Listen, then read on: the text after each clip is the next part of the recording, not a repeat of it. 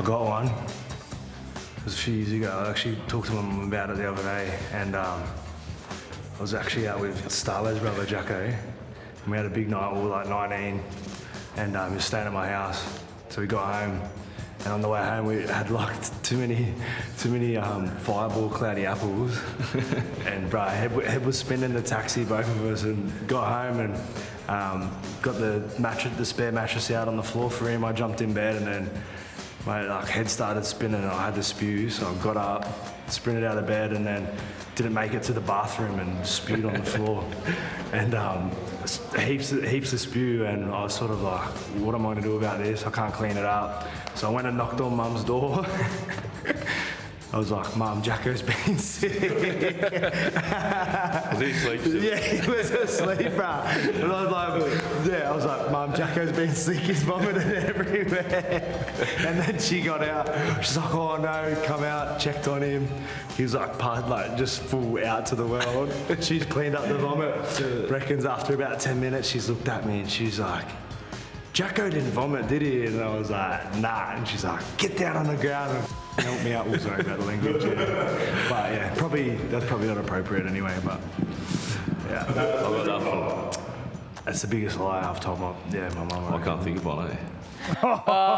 It always is appropriate for our show, Freddy in the 8th. We love that story. Poor Jacko as well, but I'm pleased to say Connor Watson joins us live from New South Wales camp. Connor, that was nice reliving that memory. I was hoping that wouldn't come up again, but yeah, it's funny because when they asked us that question, literally the week before, my mum was talking about it to me and just brought it up. Like, remember when you did this? So it was fresh off the mind. But yeah, thankfully, mum helped me clean that up that night, but she wasn't too happy with me after. Do you reckon Hudson's told any lies in his life? Nah, no way, never. He looks like a fibber to me. Nah, he's a good boy from Greeter, mate. Connor, you've done the review on Game 2. The penalties, has that been spoken about? Yeah, penalties, discipline, probably our intent to start, Joey. Just, felt like we missed the mark a bit there, gave them too many opportunities, and, just as an individual, you got to be accountable, I guess, for that. And we want to make sure we do a better job with those parts of the game in Game 3, because when we got it together in that second half, we sort of showed the football that we're capable of playing. If you go back to the start of the first half, you went left side for the kick and Jerome put it out on the full. What do you think they've done to the mentality of the team? Yeah, I'm not too sure, Fred. Like, it's hard for me to sort of say because I wasn't out there, but you probably with the starts of games like that, you want to try and sort of execute those early sort of moments. But when things happen, mistakes are always going to happen in rugby league. It's part of the game. We just got to probably do a better job as a team, sort of, to not compound those errors. And that was one thing that we spoke about in this review as well, was when we had sort of errors, we didn't do a good job of defending it and getting to an attacking set. It was like a penalty for another 6 again, or error for a penalty, and it just compounded, and them having so much ball and field position. And then in the end, defensively, we were a little bit poor there, and let in some sort of tries that we'd love to have back. So New South Wales, you guys remain unchanged. The only change, of course, is to 18th man. But I want to get your thoughts on the changes for Queensland. But I've got a challenge for you as well. You cannot say we're just focusing on ourselves. No comment. I mean, they made some big sort of changes in the second game, and I guess it worked for them going into Game 3.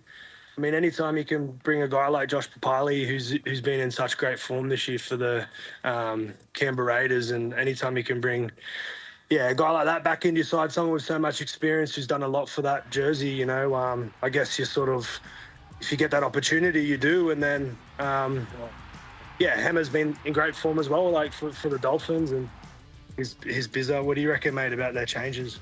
Hey? About Queensland changes? Yeah, man, no, it's Wait, is this live? Are you playing Bizza or not? Nah. What about the haircut? New Kids on the Block. It's like Barbara. Hey, Connor, is there any cows? Who's paying? Is there any cows up there in the Blue Mountains so we can get Zach Lomax to kick a cow on the guts because he couldn't kick the ball in game 2? I actually do it responsibly. Don't need the RSP.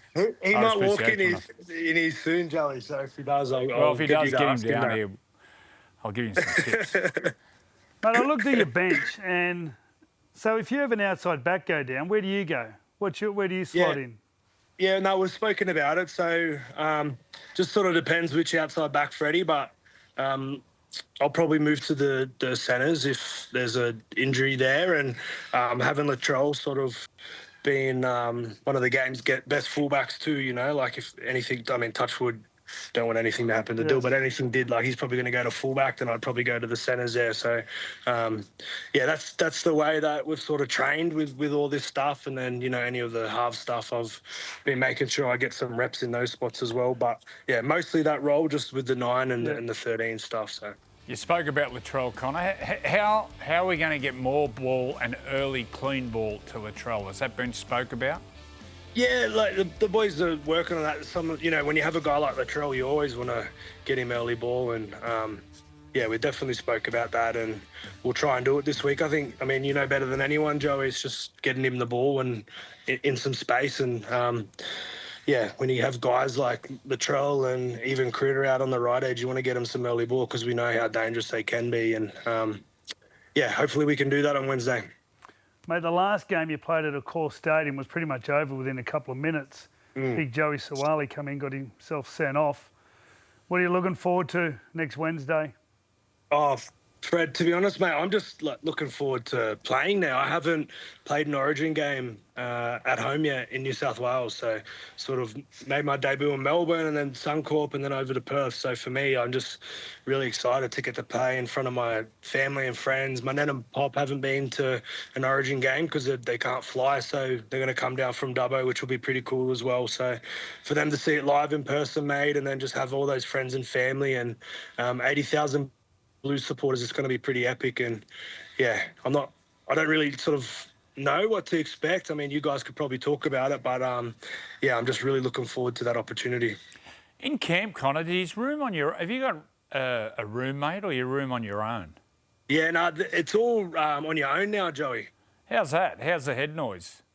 Nah, the head noise is good, to be honest. Like, I'm in our team room now, and you sort of come down here anytime we've got some free time, and majority of the boys are in here playing cards. Yeah, you know, all sorts of different things. So you're only really in your room just when you're going to bed, to be honest, because especially with training and stuff, like we've just finished field and just done some weight stands. So and then like have an arvo off, but all the boys will get together. There's a golf course here where we're staying, so some of the boys will play golf if the weather holds out. But yeah, I actually don't mind it because then you don't have to deal with blokes snoring, Joey. So. Well, you don't have to do with Jerome Luai's boils. Imagine getting a boil right now leading into the game. That'd be awful. Oh, yeah, it would be. It would be. Don't put that out there. Has it cleared up? Do we know an update on the boil? Yeah. He seems pretty good now. He's trained and everything with us today. So, but Any it's pretty funny. ringworms? Nah, yeah, there's a couple ringworms, but I'm not saying names. I'm not saying names. that There's is always just- ringworms. Can you give us a tour? Who's by your side right now? Is anyone else in the team room? Nah, no one. I think most of the boys are up having lunch. We sort of that's what the boys are just finishing weights and coming through. But yeah. Because if one person's got ringworm and you're wrestling, it goes Yeah. through the team, doesn't it? Yeah. Yeah, but you know, it does sometimes, but I think you just need to make sure you have a shower and then you sleep. But once you get it, you're apparently screwed. What just stay in your system? Can you get a you've got ringworm in your yeah. boat? Nah, I've never had one of those, thank God. Depends where You the know, motor's been. Yeah, you know what happens is like as soon as you start bagging blokes out for getting a ringworm, then you're You're gonna getting get one, one, yeah. basically. Yeah. Sorry so to put them it's off on hard you. not to, but yeah. Hey, Connor, were you surprised Reece Walsh wasn't picked at fullback? Well, I mean, he's only played a few games coming back. He's obviously been pretty good for them, you know, like for the Broncos when he's played those, I think 2 or 3 games, and he's looked really good. But I mean, Hemmer has had a pretty fair year in his own right. He's done such a great job for the Dolphins, and had a terrific game last week, scoring 4 tries. So I think it's probably a big opportunity for him to, make that jersey his own. So I mean, both of them are good players, but we're just I'm going to go back to what Danica said before. We're worried about ourselves.